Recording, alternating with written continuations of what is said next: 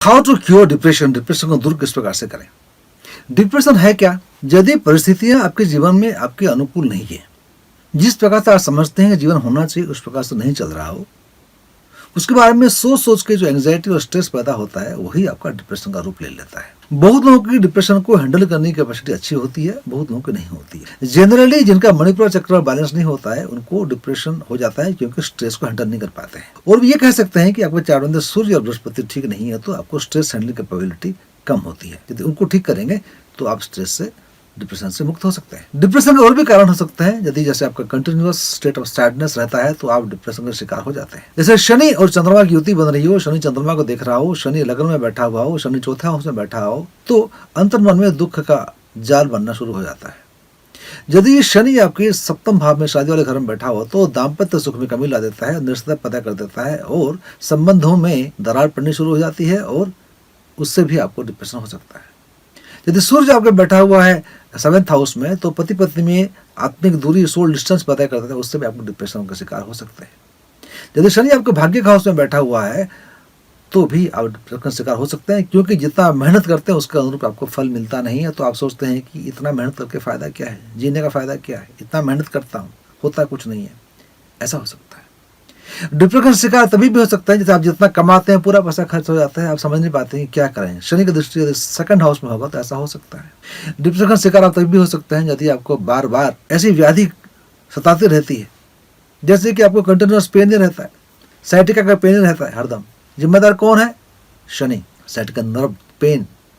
आपको हेडेक रहता है, माइग्रेन रहता है, आप परेशान हैं, डिप्रेशन का शिकार हो जाते हैं। क्या करेंगे आप? 1 मुखी रुद्राक्ष पहनिए और 8 मुखी रुद्राक्ष पहनिए जो कि ब्रेन में काम करता है। आपको कभी कभी ऐसा होता है कि हाइपरनेस पहले हो जाता है फिर डिप्रेशन का शिकार हो जाते हैं। मतलब आपको राहु और मार्स यदि बहुत प्रबल होंगे तो आप हाइपरनेस का शिकार हो जाएंगे, आप बहुत उछल कूद करेंगे, बहुत कुछ करेंगे, बाद में एक एक्सट्रीम से दूसरा एक्सट्रीम में चले जाते हैं, डिप्रेशन। आप जानते हैं कि बाइपोलर जो केस होते हैं वो कुछ महीने तो एकदम हाई में रहते हैं, उसके बाद चले जाते हैं कुछ महीने एकदम लो में, क्योंकि एक्सट्रीम का इस एक्सट्रीम से इस एक्सट्रीम में जाना स्वाभाविक है। तो बाइपोलर केस में ऐसा हो जाता है। तो डिप्रेशन के शिकार होने के कारण बहुत सारे हो सकते हैं। धन की हानि, स्वास्थ्य की हानि, संबंधों में दरार, खटास, धोखा। जैसे आपका शनि 8म भाव में बैठा होगा तो आपको धोखा हो सकता है फाइनेंशियली। यदि बुध ग्रह बैठा हुआ है शादी वाले घर पे तो जो अपोजिट आपके हैं, जैसे पत्नी है तो पति और पति हो तो पत्नी, ये जान लीजिए कि दूसरे जो व्यक्ति आपके जीवन में उनका एक्स्ट्रा मैरिटल अफेयर्स हो सकता है, उसमें आपको डिप्रेशन हो सकता है, गुस्सा आ सकता है, डिप्रेशन हो सकता है। तो ऐसे बहुत प्रकार की कॉम्बिनेशंस होते हैं और सिचुएशंस होते हैं जहाँ के वो डिप्रेशन का शिकार हो जाते हैं आप। फिर आप साइकेट्रिक दवाई खाते हैं और कुछ लोग तो ठीक हो जाते हैं लेकिन ज़्यादातर लोग उसमें ठीक नहीं हो पाते हैं। दवाई ज़्यादा काम करते नहीं है, दवाई आपको सुला देती है।